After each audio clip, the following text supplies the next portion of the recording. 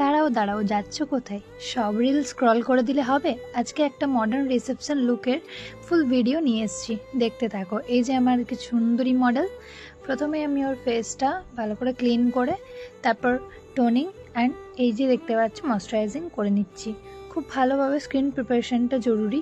তারপর আমি একটা প্রাইমার নিয়েছি কালার বারের, সেই প্রাইমারটা দিয়ে ভালো করে পুরো ফেস, প্রথমে টি জোন তারপর ফুল ফেসে এটা দিয়ে ভালো করে পোর্সগুলো লক করে নেব, যাতে করে আমাদের মেকআপটা অ্যাজ ইট ইজ থাকে।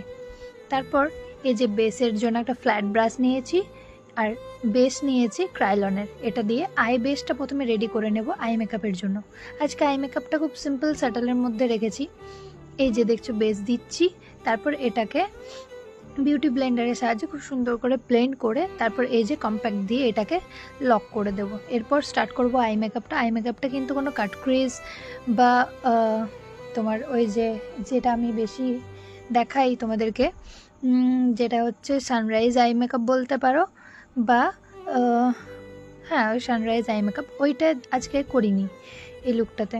তারপর এই যে একটা সুন্দর ব্লাশার ওকে দিয়ে দিচ্ছি, মেকআপ রিভলিউশনের।